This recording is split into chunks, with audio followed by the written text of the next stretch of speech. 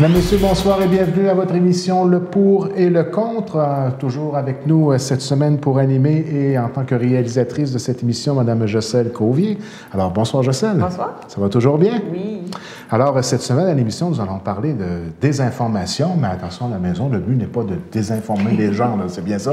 C'est important de le préciser. Oui, parce que, étant donné l'ensemble des sujets qu'on va aborder, mais ça va être très intéressant de regarder un peu la puissance des différents lobbying à travers notre société actuelle. Oui, puis dans la société où Internet prend de plus en plus de place, les réseaux sociaux, on réalise que la propagande se fait rapidement. Ben oui, c'est encore plus facile là, de faire de la propagande, des fausses rumeurs. C'est d'autant plus important là, d'être conscient là, que c'est un phénomène. Là. Et puis, il y a plusieurs sujets que tu vas nous donner comme exemple là, où on voit vraiment là, ce genre de désinformation qui a été vraiment appliquée et qu'on a vécu là, directement sur le terrain. Bien, exactement. Quand on parle de désinformation, dans le fond, c'est de manipuler des faits, la vérité, et de manipuler ça de façon à servir certains intérêts. Ça peut servir un parti politique, un lobby. Exemple, le lobby des armes à feu.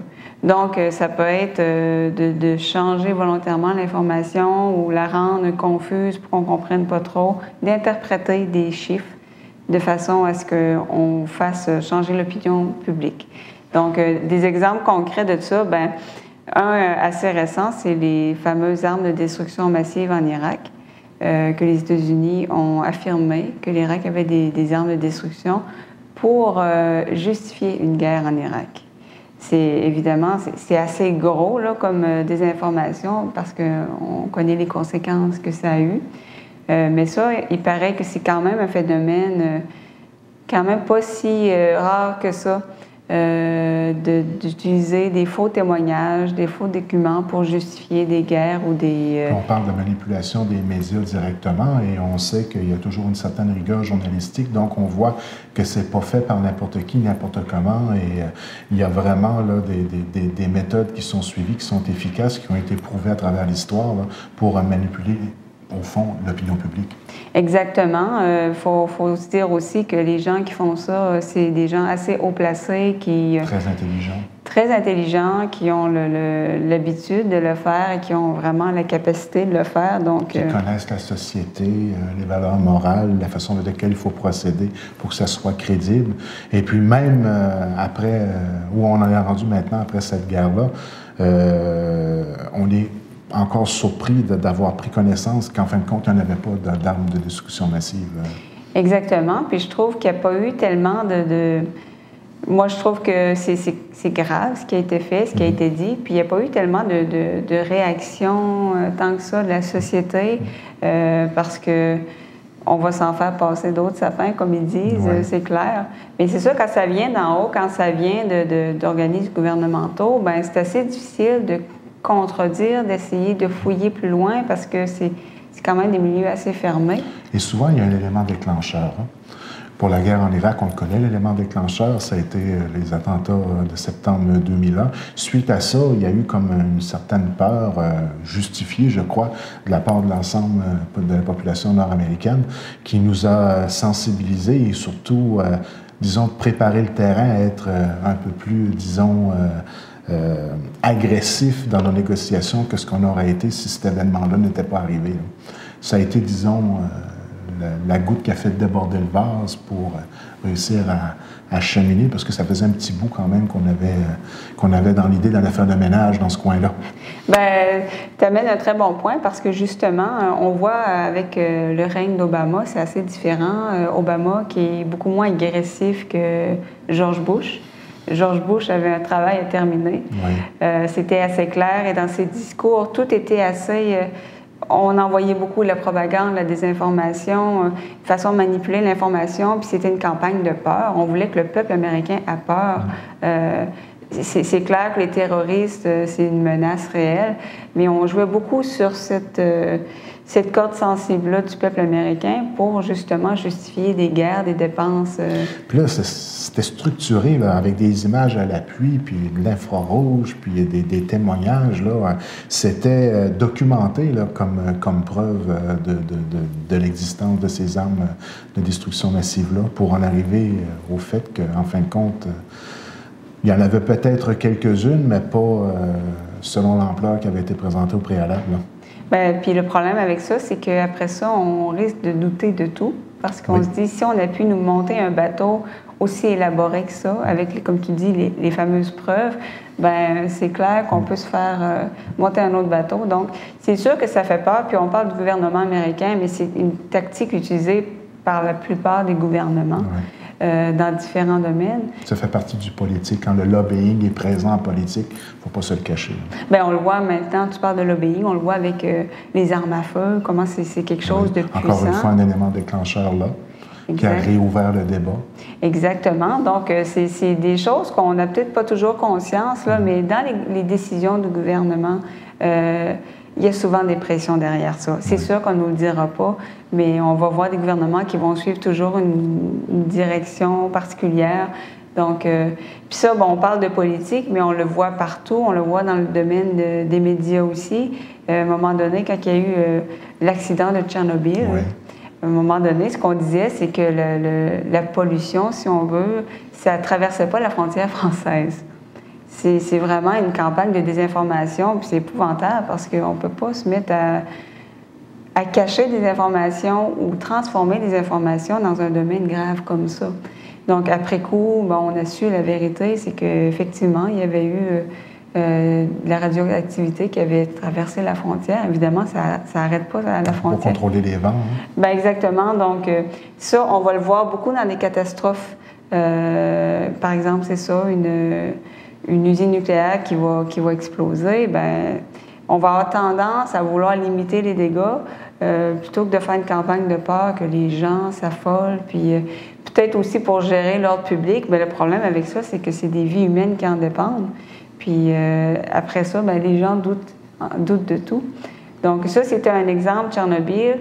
Il y a des exemples aussi au niveau des médias. Bien, je pense que si on regarde tous les médias, on peut souvent dire que tel média va faire plus dans le sensationnalisme, tel autre va plus... Ça se voit beaucoup au niveau américain. Par exemple, on dit que la chaîne Fox appartient au Parti républicain. Quand on dit quelque chose comme ça, c'est que c'est assez clair que les nouvelles sont comme un peu filtrées. Bien ça, le phénomène, il est là au Canada aussi. Au niveau de la presse canadienne, certains journaux sont identifiés comme étant plus libérales ou conservateurs. Exactement. Vous avez juste à voir une nouvelle qui va apparaître et le lendemain, lisez les éditoriaux. C'est extrêmement différent. Ça peut être totalement deux extrêmes pour la même nouvelle. On parle de faits, là. Donc, c'est quelque chose à faire attention aussi. Il y a des très bons journalistes, mais il y a également des journalistes qui vont faire leur travail plus à la hâte et qui ne vont pas vérifier les sources. Ça, c'est quelque chose d'assez important. C'est la base d'un journaliste, d'ailleurs. C'est la base d'un journaliste, puis ça arrive quand même fréquemment qu'on entend une nouvelle, finalement, qu'on sait, ah, ben ça a été mal interprété, puis la source n'était pas fiable, finalement. Donc, c'est des choses toujours à vérifier. C'est sûr que nous, en tant que tel, c'est assez difficile, mais avec Internet, c'est sûr que ça rend la propagande plus facile, mais de l'autre côté, ça nous permet aussi de vérifier des choses. On voit des choses circuler, par exemple, je vais prendre un exemple sur Facebook. J'entends souvent des histoires, des rumeurs, des drames qui se sont passés. Moi, ce que je dis tout le temps aux gens, bien, tapez ça dans Google. Puis souvent, ça va vous amener vers un site qui va vous expliquer que c'est un canular. Des histoires d'enfants qui vont mourir d'un cancer. C'est triste à dire, mais il y a des gens qui font des blagues là-dessus, qui vont faire une fausse histoire juste pour que ça se propage d'un à l'autre. C'est toujours bon de vérifier.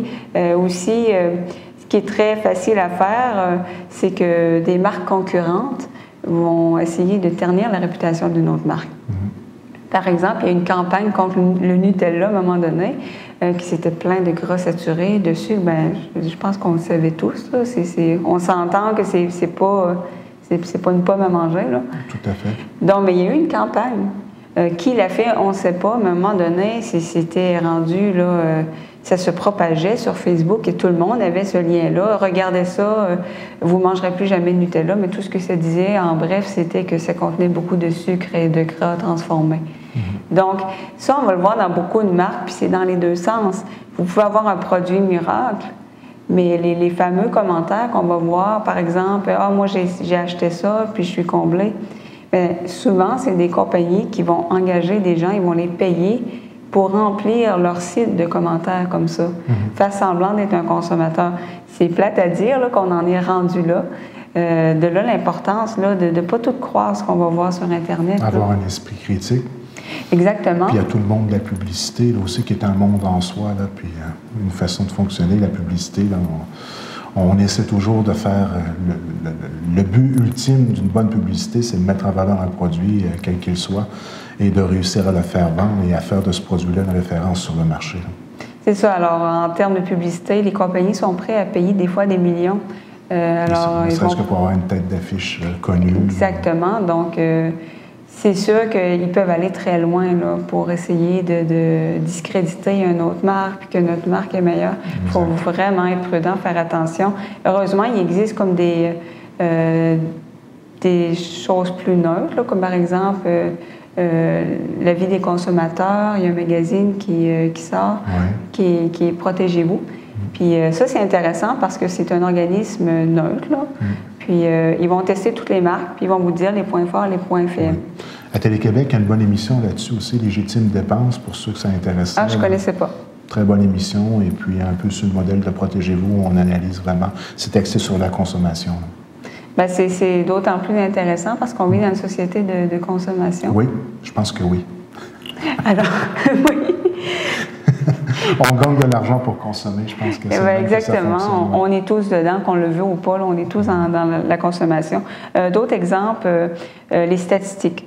C'est extrêmement facile de faire dire n'importe quoi statistique. Donner un exemple, à un moment donné, on parlait que dans une MRC de la Gaspésie, la criminalité avait augmenté de 200 %.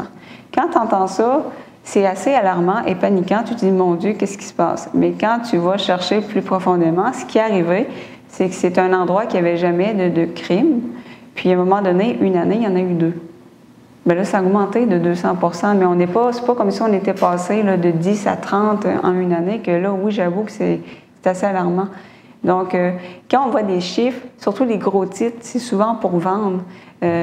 Puis on lit un petit peu plus loin, bien, on se rend compte que c'est une façon de manipuler l'information là, pour... Pour ceux qui ont une petite connaissance en mathématiques aussi, moi j'ai fait statistiques, tu apprends beaucoup, et il y a la marge d'erreur qu'il faut calculer, puis l'échantillonnage, je prononce bien, oui, qui est très important lorsqu'on veut faire parler ou donner des statistiques à propos d'un événement ou d'une opinion ou quoi qu'il en soit. Bien, c'est ça, puis c'est dans plusieurs domaines.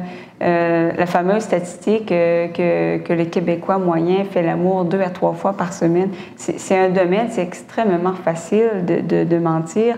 On dit que certains ont tendance à augmenter, d'autres, ça les gêne, ce genre de questions-là, donc ne répondent pas. Exact. Donc, il y a des sujets comme ça que c'est assez difficile de se faire une idée générale. Il faut vraiment faire attention avant de tirer des conclusions. C'est la même chose pour des fois des études qui vont être souvent mal traduites. Il va y avoir une étude qui est faite dans un pays, puis on traduit mal un mot, puis ça part, puis ça fait vraiment... Là, un coup qu'une rumeur est partie, c'est assez difficile de l'arrêter. Même chose pour la propagande, pour une campagne de salissage. Même si après coup, il y a des détractions, on se dit non, c'est pas vrai finalement, bien, ça reste dans notre tête. Oui, comme les légendes urbaines. Exactement. Donc, c'est quelque chose de faire extrêmement attention avant de partir des fausses rumeurs. Puis Dieu sait que sur Internet, c'est tellement facile. Là. Puis surtout quand on traduit sur Internet, là, des fois c'est flagrant, là, ça traduit de façon assez simpliste, merci. Ben oui, on a des exemples. Des fois, là, je vois des choses, puis c'est traduit, je me dis, mon Dieu, c'est pas ça que ça veut dire. Non, pas pantoute. Il y a beaucoup de subtilité aussi dans les langues. Donc... Surtout ceux qui maîtrisent bien l'anglais-français. Là, moi, c'est disons 40 %. Là.